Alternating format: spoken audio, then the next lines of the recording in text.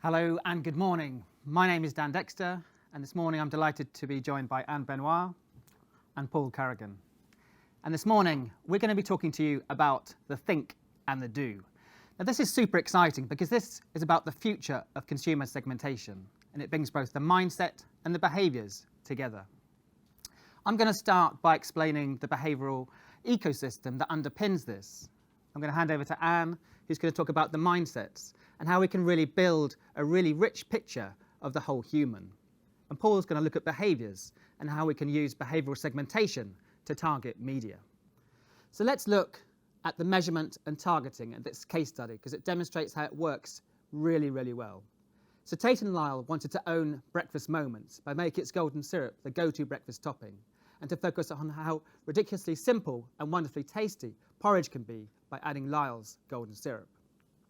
So they created targets on various purchasing behaviours. We looked at heavy and medium porridge buyers, looking at sachets and also traditional porridge buyers, and then used these targets to reach consumers through Facebook. And you can see below the fantastic results. Ad recall was 3.9 times above average, unaided brand awareness 1.9 times, consideration 4 times above average, and sales lift an incredible 2.9 times above average. So what you can see is that by using purchase data for media targeting, we can generate fantastic results. So let's look and go further, and what we're going to explore today is how we can change behaviour in sustainability by using these same principles. Now the thing that underpins this and makes it possible is our behavioural ecosystem. This allows you to connect and to create a platform for growth. And on the left here, you can see the 5 building blocks of this ecosystem. So let's walk through them one by one. So first, it's important to identify the social and environmental issues that are relevant to your sector. This is where you have a right to play. Then you need to think about the unique role that you can play based on your brand purpose and how it anchors back to your brand purpose. And third, think about the who, so who you want to go after and the different levers that will be effective for communicating consumers of different levels of engagement. Now Anne's going to focus on this who segment later in the presentation. She's also going to look at the how. So these are the interventions. So today we're going to be looking at communications. So what is it? What are the levers that we can use to create and overcome the barriers that change people's behaviour? And finally, wrapped around all of this is the do. So brands need to do, and what we're going to do is understand how we're able to target those different consumers based on their behaviour, and then how we're able to measure the impact in terms of ROI. And Paul's going to look at that. So what we can see is that by joining data sets together, you're able to create more powerful, more connected insights that delivers greater impact. Now you're probably wondering, how do we do this? Well, the golden thread that connects all of our data sets is our behavioural segmentation. So let's look in a little more detail at the behavioural segmentation. So the segmentation splits people into 4 groups. And what it does is it understands the different motivations and the different levers within each of these different groups. So the actives, this group is the most connected with sustainability. They actually go out of their way to be more sustainable. It's a key intrinsic belief. The believers are more influenced by social factors, so they believe they can make a difference, but they're more likely to do something to show off to their friends or colleagues. The considerers take less personal responsibility in sustainability. They don't feel they can make a difference, so this group's really going to need a helping hand to make a change. The dismissers actually are quite apathetic about sustainability. Now, they don't engage and not even aware of some of the lifestyle changes that are required. So this is going to be a hard group to influence. So by understanding these groups, we can really help them make a change. And what we're going to do today is we're going to showcase the impact a behavioural ecosystem can have with 2 brilliant examples. Firstly, Anne is going to focus on how we can build a really rich and deep understanding of the media profile. And as you listen to Anne, I want you to understand and listen to how we're able to unpack the whole human, how we're able to identify the fuels and the frictions that change people's behaviour, and how we're focused on the right behaviours to drive success. And when we've spoken to Anne, we'll pass over to Paul, who's going to look at the measurement piece. But for now, let's focus and hand over to Anne, who's going to look at this 3rd building block, which is how we create a deep and rich understanding of the who. Anne. Thank you, Dan. So I'm, I'm going to give you some directions and some guidelines to keep your segmentation pointing really to your growth direction and really tackle this who and how question. I've used the idea of steps to make it a little bit more memorable and something that, ring truth. But in reality, you may actually do things in a slightly different order than what I'm going to present, or you can do things simultaneously. So try not necessarily to think about it as a really linear journey. So let's put everything we have heard from Dan into practice and bring it to life. So as promised, using something tangible, so a case study. So our first step on our journey is to really understand the who, and not only the who, but who are the people we want to win over. So what we want to avoid is to really preach the already convinced, but more to tackle the people who intend but don't do. So for the purpose of this exercise, I'm going to show you how we could acquire new users for a beautiful, sustainable tea brand, Pukka. So let's tackle the who. 47% of Pukka drinkers fall into the believer segment that Dan introduced us to earlier on. And that is a 15% increased propensity versus the average. However, it's not necessarily true the other way around. So while we've got around half of Pukka drinkers being believers, we've got only 3% of believers who actually drink tea who have consumed Pukka in the last 12 months. So putting it another way, this leaves 9 million believers who drink tea but don't drink Pukka yet. And converting even a fraction of them could really help generate growth for the brand and also make tea drinker a little bit more sustainable. So when we look at their current brand repertoire, what we see is that at the moment they tend to go for more conventional tea brands. So how can we convince them to modify that behavior? Well, it's just back to that who question. To achieve change, it's really crucial to, first of all, take a step back and understand what differentiates Pukka current core audience, that is the people who currently drink it, from the potential audience, that is the believers we want to convert. And to analyze it not just through the lenses of the tea category, but really to broaden our scope so we can understand them as whole people. If I had to describe our typical current Pukka users in a few words, I would say experiential, socialites, cultural, and driven.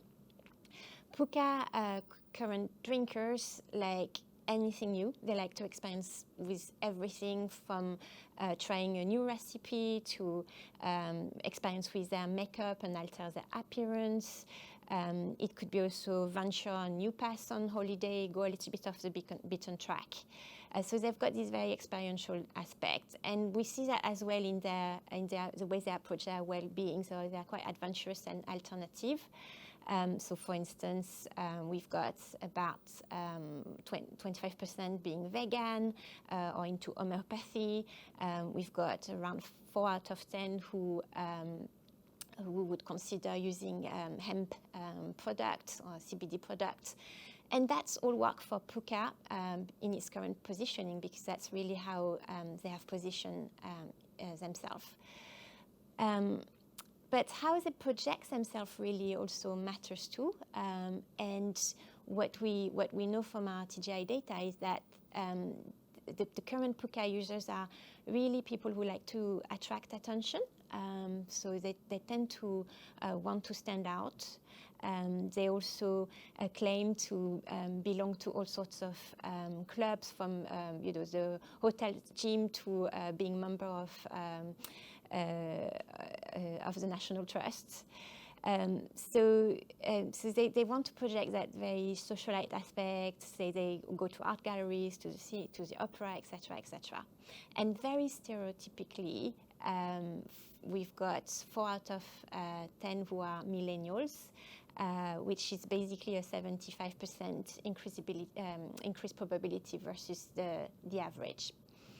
So that's who is our current users. But when we look at the potential audience, so believers who don't drink Pukka yet and we're trying to convert, it's a fairly mainstream audience in comparison. So they can't be so easily pinpointed to a generation. In terms of opinions and values, they tend to go with the flow and endorse what most people would. So it's not necessarily, they're not necessarily that different from the average British. Nonetheless, a characteristic of them is that they are inspired and influenced somewhat by the trend, and mainly as sustainability is concerned, they are more favorably predisposed and really full of good intent. For instance, about two-thirds are willing to volunteer for a good cause. 6 out of 10 are prepared to make lifestyle compromise to benefit the environment. And half of them say they prefer brands who really give something back to society. And all of these are above average. So that starts to define them much more. So now let's start to talk a little bit about the how as well. So to reduce the value action gap, it's really critical to spot the frictions. And that is the third step I want to touch on now. So typically, believers find it hard to be environmentally friendly because the products that are environmentally, that are better for the environment are harder to find. And Pukka at the moment can be found in all sorts of places, but very typically in shops like Holland and Barrett or at Waitrose, and that is fine because that's where our Pukka current drinkers tend to go and tend to shop really regularly. It can also be sourced online. However, these retail channels are not necessarily very representative of the believer audience we're trying to target. And while you can easily get Pukka online, for instance on Amazon, it's not really a reflex for our believers to go and shop online for non-alcoholic drinks. So the more Pukka is available in larger mainstream supermarkets, which is already the case, the easier we make it for believers to actually buy it. And this won't actually alienate our core Pukka audience, as you can see, because that's also places they go. So the more we do that, the more we remove the friction. During this first step, I also like to go a little bit and explore really more deep down the mindsets of our believers. So again, back to that question of who they are and what they believe in. And one thing that is crucial to do is to measure the gap between their intent, their good intent that we talked about, and their actual behavior. So for instance, while 7 out of 10 of our potential audience, of our believers, express interests in eco-friendly packaging, we must bear in mind that actually, in reality, it will be a really key criteria of choices only for a minority of them. So it's not necessarily going to be a behavior we're going to easily change.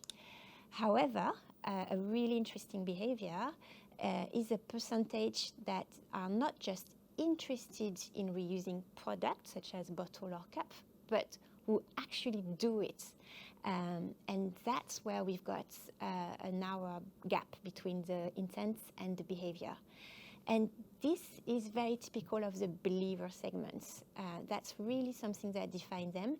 And behind it, we think there's a really core latent motivation, which is that by buying sustainable products, it's a way to show to others who they are and what they believe in. So that aspect is really helping us to understand who they are deep down. So how do we give opportunity to our believers to assert their sustainability belief, and particularly as far as Puka is concerned?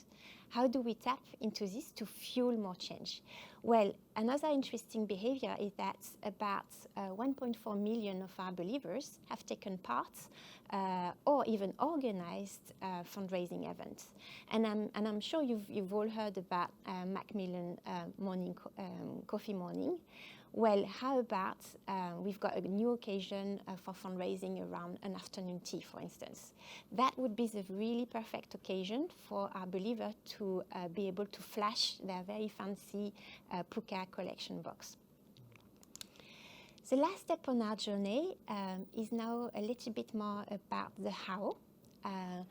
And in particular, we need to nail their media profile to do that. How are we going to engage them? So comparing the average hours that they spend per week for each mainstream channel, we learned that believers are not as digital and are not as much heavy internet users as the typical Puka current users. So it doesn't necessarily mean that short video formats on YouTube, as Puka has done in the past, won't work. And actually, in fact, half of the believers use the internet specifically to watch online videos. So it could still work very well.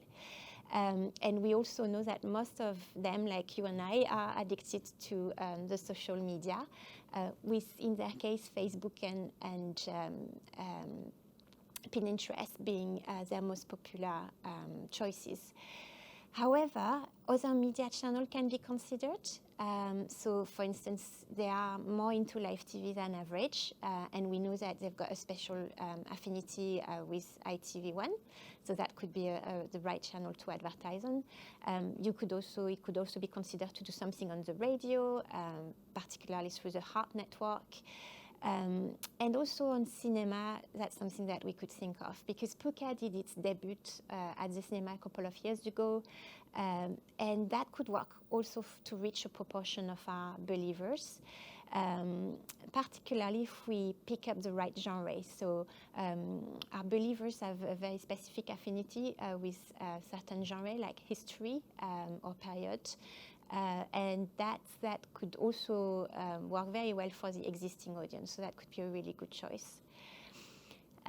Finally, maybe something to think about is for outdoors. So whereas Puka could be seen in the tubes, in the underground, I'm not sure that would necessarily work as well for believers, simply because believers are a little bit less urban and a little bit less London-based. So that might be something to revisit. And for instance, it could be that advertising around and in supermarkets is more impactful for them.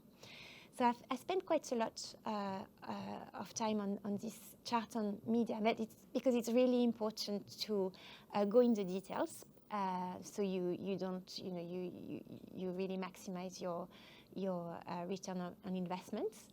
And I hope you can now see why. And now I'm going to let Paul tell you about what is the best approach for the next step, which is measuring the effectiveness of the targeting and really close that loop.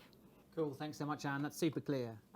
Really, really interesting there, listening to you unpack the whole human and how, understanding that really clearly can help us massively with the targeting. So now we're going to move on to hand over to Paul to talk about measurement and ROI. And when you listen to Paul, I want you to kind of focus in on three things. How we're able to target a specific segment, how we're able to isolate the impact of the campaign, and how we're able to understand the return on investment for channel. So just to centre it back on the model that we looked at earlier, what Paul's going to do, he's going to look at the do and the action, so we can understand this measurement and ROI piece. So Paul, over to you. So obviously purely driving sales isn't necessarily the key goal of our ad campaigns. Obviously they have a role to play in longer term brand building, but the pressure on demonstrating ROI is probably growing greater than ever. Therefore the holy grail of media campaigns has become how do we close the loop?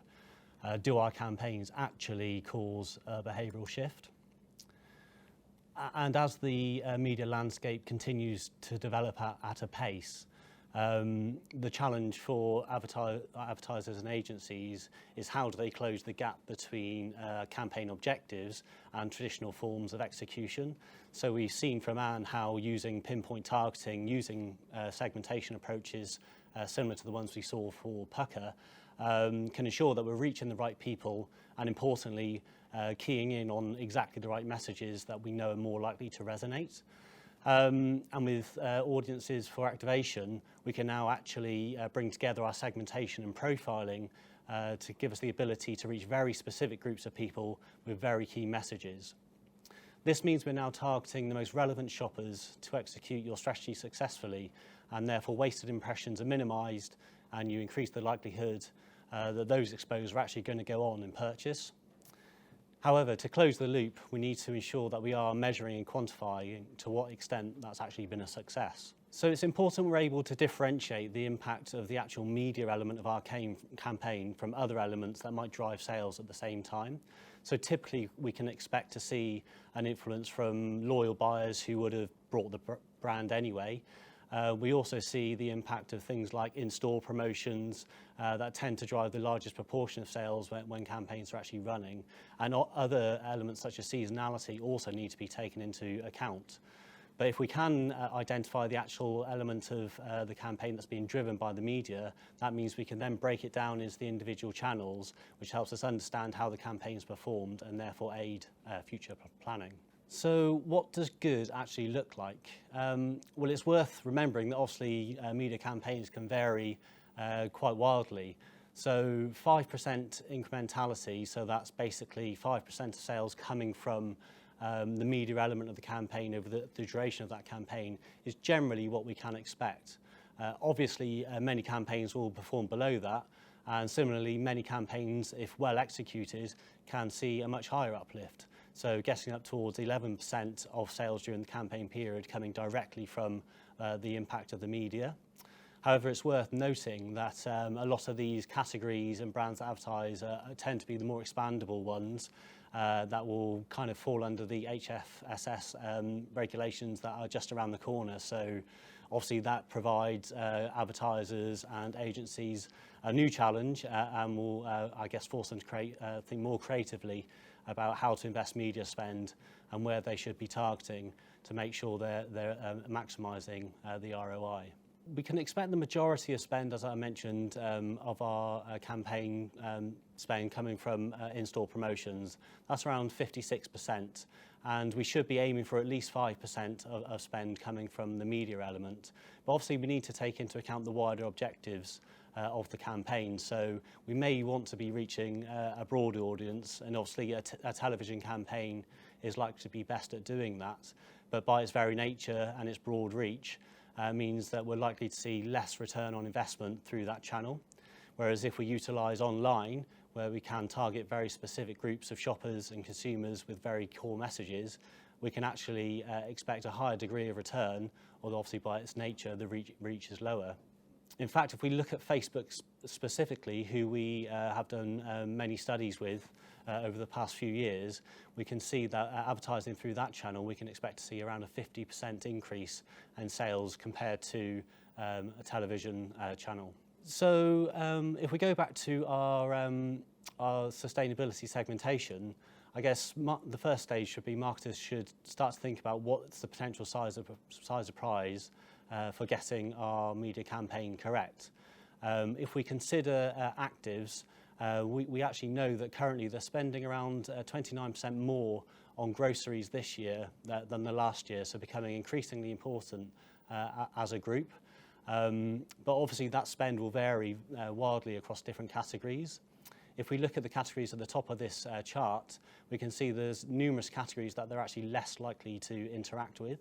So if we're a brand operating within those categories, we really need to be talking about category values to make sure that we're driving consideration of that category.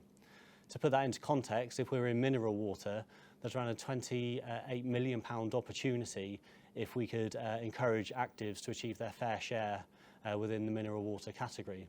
The categories below at the bottom of the chart are actually categories that our actives already interact with more. And if we're brands in these categories, obviously we need to make sure we're communicating the correct brand values to ensure that we're maximising and driving additional brand share. And here we can see that tea and herbal tea are both categories that sit here.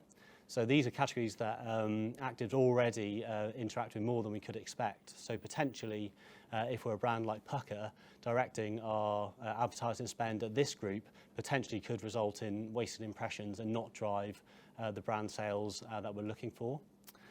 Actually, we know that brands that are in growth, 80% of those tend to do that through driving penetration. So therefore, the strategy that Anne was talking about in terms of targeting believers, where there's greater headroom for growth, would appear to be the correct one, especially when we consider that for Pucker, it's a brand that already plays very well within the active group. And therefore, again, if we were to direct spend at this group, we potentially wouldn't see the increase in buyers that we could expect if we were to target a group like the believers. And for believers, as we've seen, we know kind of the messages that are likely to resonate and how we could actually appeal to them.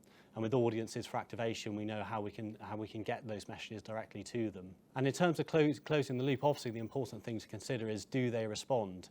So in terms of that 5% uplift that we could expect from media, hopefully more, how can we attribute that to the different groups that we may be targeting? And in an ideal scenario, obviously we'd be seeing a greater return from the group that we've actually targeted our campaign at. But if not, that means that we can plan better for future campaigns, or if we're running an always-on campaign, potentially course correct to make sure that we're maximising our return. So if we return to our Tate and Lyle example to see does that work well, obviously this is a great example of a campaign where correct groups were identified, they were targeted with the right messages, and we saw a great response in terms of the uplift, not just in terms of sales, but other brand metrics we'd also be looking to drive. So in conclusion, what we've seen today is that obviously the first stage needs to be creating that behavioural ecosystem and making sure that we're creating that platform for growth. The next stage is then understanding the people within that ecosystem, getting into the detail of the who, where and why of how we should be targeting them. And then the final stage, once we've executed our campaign, is it having the impact that we desire, and are we seeing the return on investment that we need? And hopefully this will help us fund future campaigns, justify the investment and help with future planning.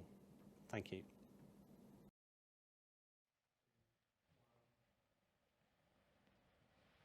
And welcome back, everyone. Just to remind you, my name's Dan Dexter, and let me introduce my colleagues. Hi, I'm Kapil Sampanthan, Business Development Director at TGI, Kantar Media. And I'm Paul Corrigan. I work in the Expert Solutions team of Kantar World Panel. Fantastic. Thanks so much, guys.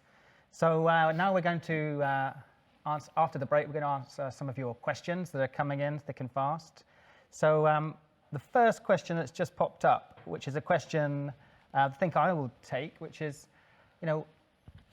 where would I, as a client, where would I start? What would I focus on? So you remember that when I took you through the 5 building blocks of that model, what we looked at the top on the left was where to play. So the first thing that you would do is you'd think about, in your category, what's important for your consumers, and thinking specifically through a category lens, because that gives you an understanding of where you have the right to play.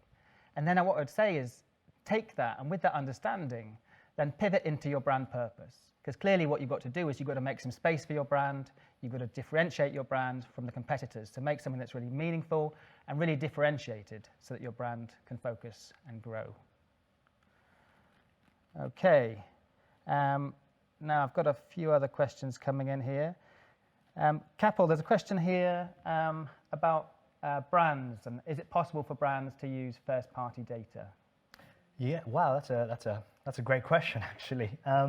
So from everything that was said earlier in the presentation and some of the specific sections that Anne covered, where she gave some stepping blocks, 100%. So the beauty with being able to bring first-party data that a brand owner might have to the table and sort of enrich it with the insights that you gather from a survey-based panel will only lead to more understanding of a specific consumer segment.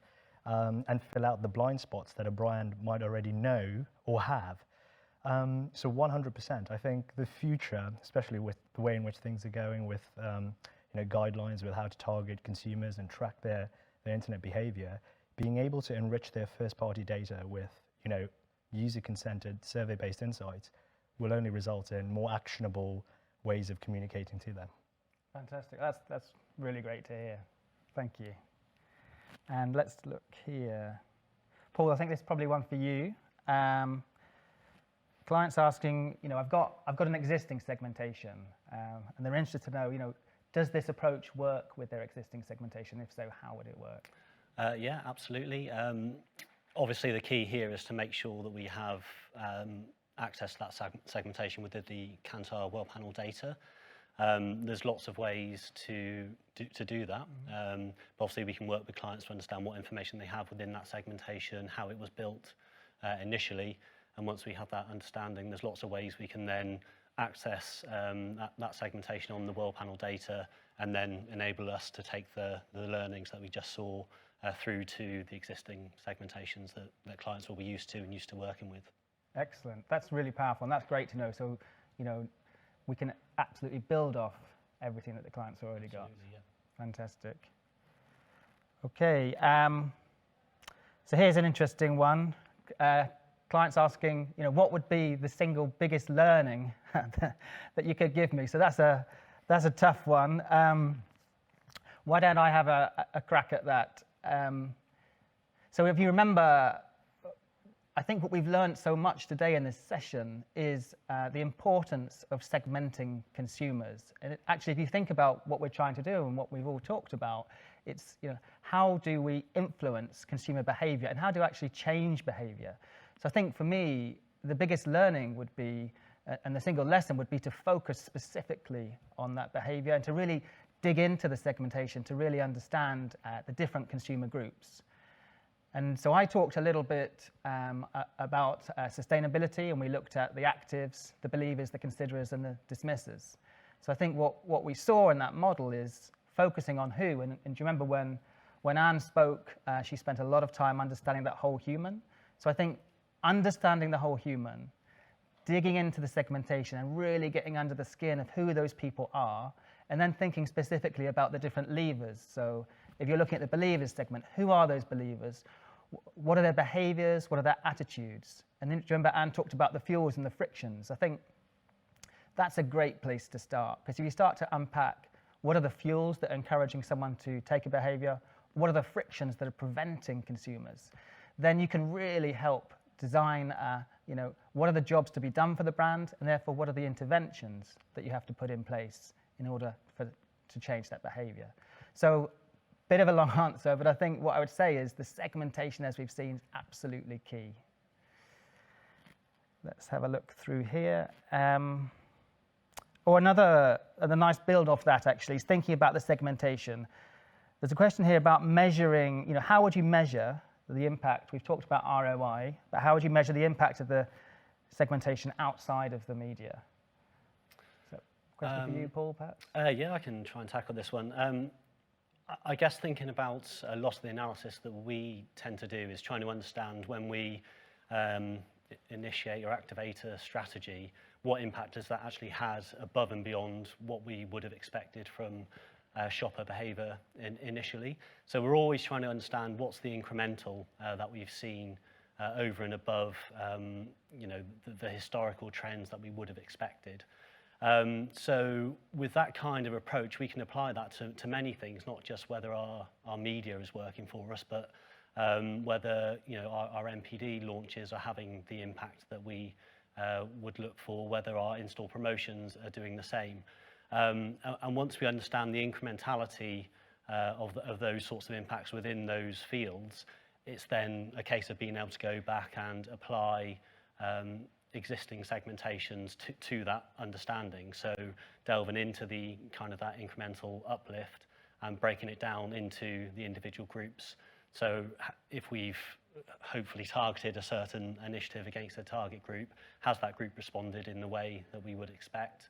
Has it had an impact, that maybe a halo impact that we weren't expecting? So there's lots of ways, with targeting, with buyer groups, and with understanding incrementality of our initiatives, how we can break that down using segmentations to get further understanding and insights. Hopefully therefore helping us plan for the future as well. It's not just about understanding how our current strategies have been working, but feeding that into future planning and development. Really clear, thanks Paul. Just building off that, Capiel, I wonder if you've got any insights that you could, talk to around brand owners, and how would a brand owner action different findings as a result of the insights? Absolutely.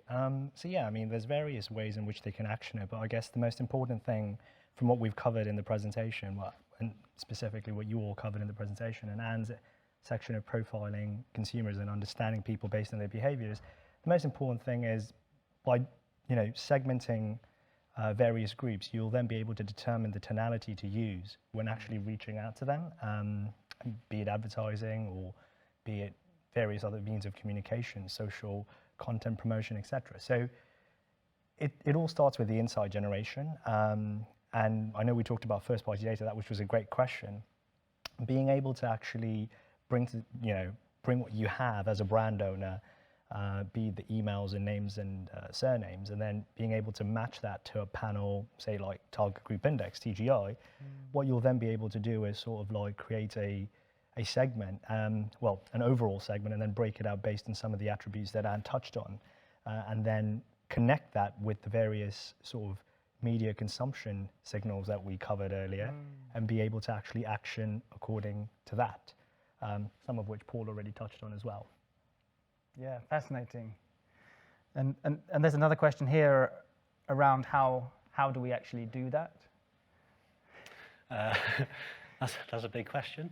I think it depends, as always, what we want the end output to be. So we always need to think about what are we really trying to uncover here. I think in terms of getting into the detail of how we understand media impact, with the World Panel data, it's because we have access to not just obviously how they're behaving in terms of their purchasing and consumption habits, but also we're understanding on an ongoing basis what the media consumption looks like. So being able to link those two things together is obviously a very powerful tool, because it's a direct link between what our responders are being exposed to and then how they're behaving.